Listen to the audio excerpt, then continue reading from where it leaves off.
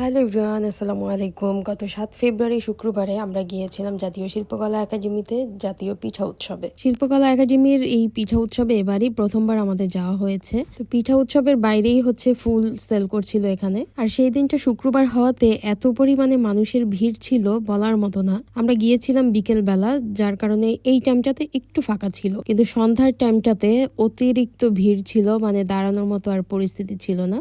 এখানে সারা দেশ থেকে বিভিন্ন জেলার ঐতিহ্যবাহী পিঠার স্টল ছিল। যদিও আমি ভেবেছিলাম যে যেই জেলার স্টল সেই জেলার ঐতিহ্যবাহী পিঠাগুলোই থাকবে, কিন্তু দেখা গেল যে ম্যাক্সিমাম স্টলে অলমোস্ট সেম টাইপের পিঠাই সেল করছিল। প্রতিটা স্টলের পিঠাগুলোই দেখতে এত বেশি লোভনীয় লাগছিল, আর এত সুন্দর করে এরা সাজিয়ে গুছিয়ে রেখেছে এবং বেশ ফ্রেশ ছিল। আর যেই ধরনের পিঠাগুলো একদম ইনস্ট্যান্ট খাওয়ার মতো, সেগুলো কিন্তু তারা ওখানে বসেই বানাচ্ছিল, ভাজছিল। যেমন পাকোড়াটা ওরা ওইখানে বসেই ভাজছিল। এছাড়া বিভিন্ন ধরনের মিষ্টি, সন্দেশ, তারপরে কেক, এই ধরনের জিনিসগুলো ছিল। আর এখানে একটা সাইডে কালচারাল প্রোগ্রাম হচ্ছিল। কালচারাল প্রোগ্রাম আমরা তেমন একটা দেখিনি, জাস্ট দুইবারে 5-10 মিনিট করে একটু দেখেছিলাম, কারণ আমরা আবার বইমেলাতে যাব, ওইটার একটা তাড়া ছিল। তো পুরোটা ঘুরে খেয়ে দিয়ে আমরা আবার বইমেলায়ও গিয়েছিলাম, কারণ ঘোরাঘুরির জন্য এই মাসটাই একদম শেষ সময়। আর মাত্র 2টা বা 3টা শুক্রবার পাবো ঘোরাঘুরির জন্য। এরপরে তো রোজা, পুরো রোজার মাস তো বাসা থেকেও বের হব না। তো এই জন্য যেসব জায়গায় ঘোরার ইচ্ছা আছে সেগুলো ঘুরে ফিরে শেষ করতে হবে রোজার আগে। এই কারণে বইমেলা তো আমরা একই দিনে ঘুরতে গিয়েছিলাম, যাতে সময়টা কাজে লাগানো যায় আর কি। তো এই স্টলে না এই ভাপা পিঠাগুলো খুবই ভালো লাগছিল দেখে, কিন্তু ভাপা পিঠা তো আমি খাই না, এই জন্য নেইনি। এখান থেকে আমরা ঝাল পুলি পিঠা নিয়েছিলাম, এইটা বেশ মজার ছিল। আমরা দুইজনই পিঠা তেমন একটা খাই না, আর মামদুহা তো মিষ্টি কোনো আইটেম টোটালি খায় না। এই কারণে আমরা কোনো মিষ্টি পিঠাই আসলে কিনিনি। আমি এই যে ঝাল পিঠাটাই প্রথমে কিনেছিলাম। আর কেনার সময় কিন্তু স্টলের নাম দেখিনি, কিন্তু পরে দেখলাম যে এটা শরীয়তপুরের একটা স্টল ছিল। তারপরে মামদুহা আবার জিলাপি খাবে, তো ওকে আবার পাশের স্টল থেকে জিলাপি কিনে দেওয়া হয়েছে। পুরো পিঠা উৎসবের মধ্যে সবচাইতে ইন্টারেস্টিং একটা স্টল ছিল বান্দরবানের মুংজি।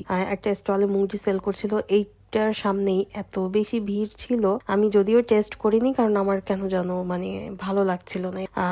কম মশলার খাবার আমার কাছে ভালো লাগে না, এই জন্য আমি খাইনি। তবে এই জায়গাটাতেই সবচাইতে বেশি ভিড় ছিল মানুষের। আর একটা মজার ব্যাপার হচ্ছে, এখানে দেখলাম স্টলের পিছন সাইডে বসে পেঁয়াজু ভাজছিল, তো দেখে ভালো লাগছিল দেখে আমি কিনে নিয়েছি। কিন্তু কেনার পরে স্টলের উপরে তাকিয়ে দেখি যে স্টলের নাম হচ্ছে গিয়ে মানে আমার গ্রামের বাড়ির যে উপজেলা, সেই উপজেলার নামেরই একটা স্টল। ওখানে গিয়ে সবাইকে দেখে এত ভালো লাগছিল। ম্যাক্সিমাম মানুষ কি সুন্দর দেশি সুতি শাড়ি পরে আসছিল, আর আমি খুবই সিম্পল নর্মাল সুতি একটা ড্রেস পরে গিয়েছিলাম।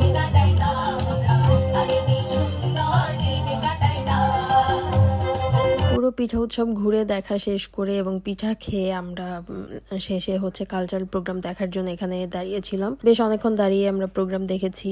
এখানে নাটক হচ্ছিল, গান হচ্ছিল, খুব ভালো লাগছিল। কিন্তু তখন দেখলাম যে মানুষ আরো বেশি পরিমাণে ঢুকছে, তখন অলমোস্ট প্রায় সন্ধ্যা ছিল। তো আমি বাসা থেকে বের হওয়ার আগেই বলেছিলাম যে আমি নকশি পিঠা কিনে নিয়ে যাব বাসায়। নকশি পিঠা একবার আমি খেয়ে শেষ করতে পারি না, এই জন্য আমি কিনে খাইনি, বাসায় নিয়ে এসেছিলাম। আর আনার পরে না দেখলাম যে এই স্টলটাও ভোলার বরিশাল বিভাগেরই আর একটা জেলা থেকে এটাও নেওয়া হলো। মানে যতগুলো স্টল থেকে আমি পিঠা খেয়েছি এবং বাসায় নিয়েছি, সবগুলো আসলে বরিশাল বিভাগেরই ছিল, জাস্ট একটা ছিল শরীয়তপুরের। মানে এটাই মনে হয় বলে মনের টান, তাই না? আমি কিন্তু স্টলের দিকে তাকিয়ে কিনিনি একটা জিনিসও। তো যাই হোক, আমরা মেলা থেকে বের হয়ে গিয়েছি, এবার যাচ্ছি বই মেলাতে। আর বই মেলার ব্লগটা আমি শেয়ার করব পরবর্তী ভিডিওতে ইনশাল্লাহ। সবাই সাথে থাকবেন।